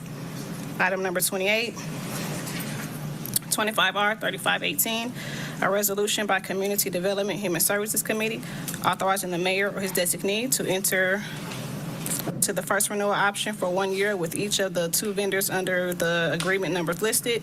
Centers of Hope After-School Programming Services with Next Up Girls Sport and Social Club, commencing on June 24th, 2025 through June 23rd, 2026, an amount not to exceed $100,000.00. Centers of Hope After-School Programming Services with TeachX, commencing on June 14th, 2025 through June 13th, 2026, in an amount not to exceed $70,000.00. To continue the Centers of Hope After-School Programming Services on behalf of the Department of Parks and Recreation for the purpose of providing youth and teen out-of-school programming. All contracted work will be charged to and paid from the accounts numbers listed herein and for other purposes. Deputy Commissioner Voss, Good unpack that afternoon. for us. Yeah, Mr. Chair and members of council, and thank you, Jasmine, for reading all of that. I really appreciate that. Thanks for taking these as a block. All of these contracts have to do with after-school services. It's one contract. The reason they're divided into 3, 4 of the vendors, their contracts come due in the fall. That's the first one. 4 of them come due this summer. And that's the second one, and 2 of them come due in June. And so it was decided that it was better to keep them based on their contract date, but it's all for after-school programming services. We have put over 2,000 children and teens in our after-school program this year that ends this week at 18 sites. That's nearly a record for us. We start Camp Best Friends on June 9th, and we actually start registering for 25-26 after school on that same day. So these contracts allow us to do things like tutorial, technology, STEM, STEAM, arts and crafts, and dance, and athletic events through our after-school program. Very proud of, and hopefully all of y'all have seen this, we have our new summer guide that just came out Friday. It's got all of our swimming pools, but it also has all of our after-school programs involved in it. Registration starts on that, like I said, on June 9th. Happy to answer any questions, and thank you for your support of this, this contract. Thank you. Got a motion to approve by Westmoreland, second by Dozier. You can please open the vote. The vote is open. The vote is closed. 7 yeas, 0 nays. These items are favorable. That takes us back to item number 27, 25R 3517, a resolution by Community Development and Human Services Committee to transmit the 2026 through 2030 capital improvements element, which includes capital improvements that the city intends to fund in whole or in part with the development impact fees to the Georgia Department of Community Affairs and the Atlanta Regional Commission in compliance with the requirements of the Georgia Development Impact Fee Act and for other purposes. Thank you. And I know this item needs to be amended, but Councilman Norwood? Yes, I want to make sure that on the third to last page, that an item in, fifth to last page, that an item in District 8 that I get information on. So to go forward on condition that I get that information before voting on the official list. This item will need to be held for the public hearing. We're just going to amend it today to include Exhibit A. Okay. So I'll make a motion to amend.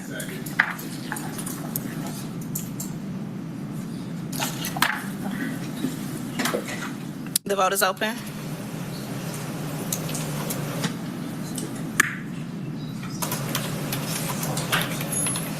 The vote is closed. 7 yeas, 0 nays. This item has been amended. And I'll make a motion to hold.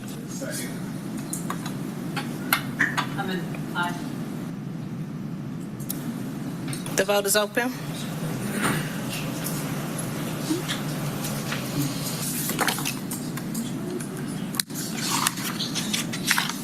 The vote is closed. 7 yeas, 0 nays. This item will be held in committee. That takes us to Section K, the referrals. Item number 29. Oh, is that right?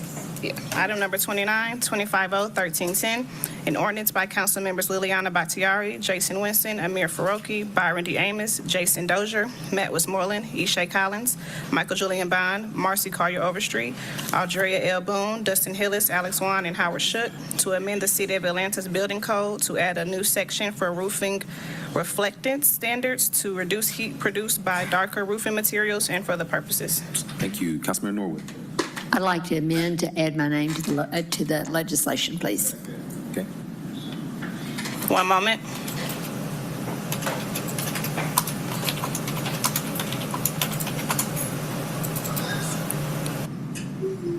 One moment.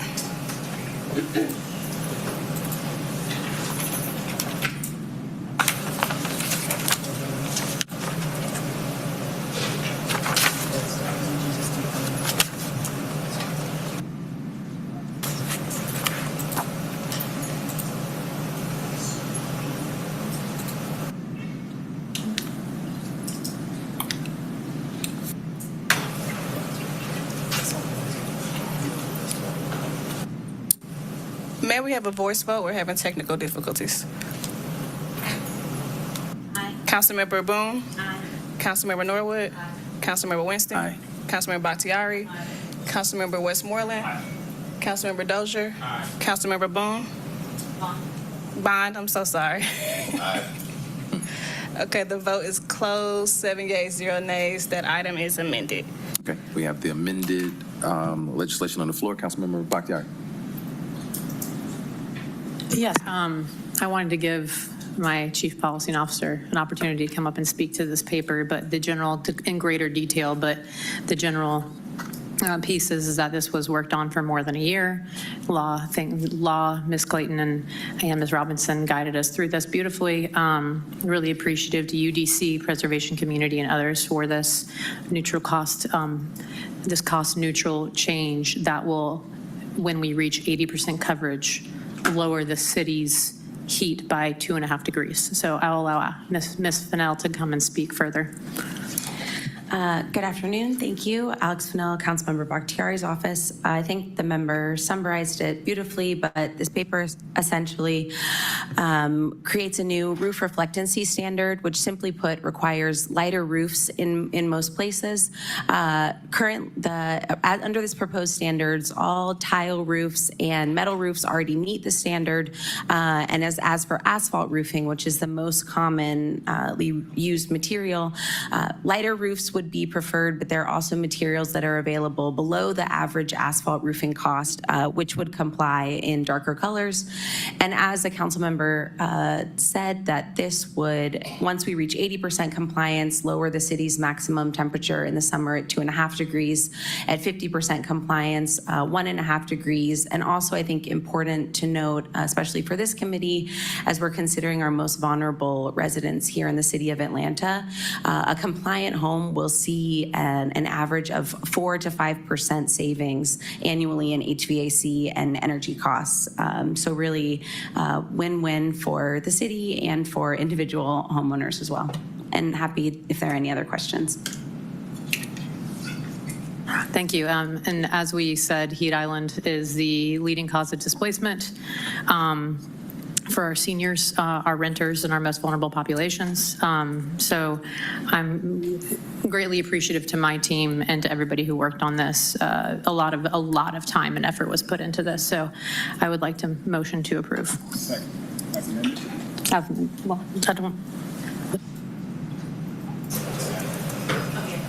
I motion to approve as amended.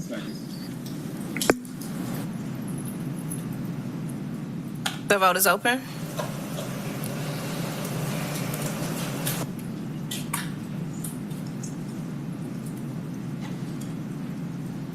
The vote is closed. 6 yeas, 0 nays. This item is favorable as amended. That takes us to Section L, papers held in committee. Item number 42, 2406-1691, an ordinance by Councilmember Michael Julian Bond as substituted by Community Development and Human Services Committee to amend the Atlanta City Code Part 2, Chapter 158, Article 2, to adopt a new tree protection ordinance for the city of Atlanta and for other purposes.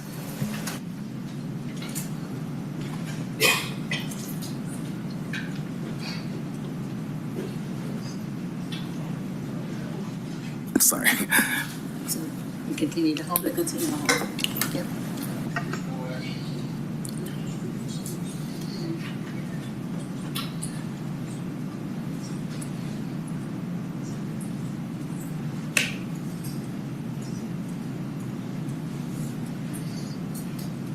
All right, so we have no further legislative items, then we are adjourned. We're adjourned.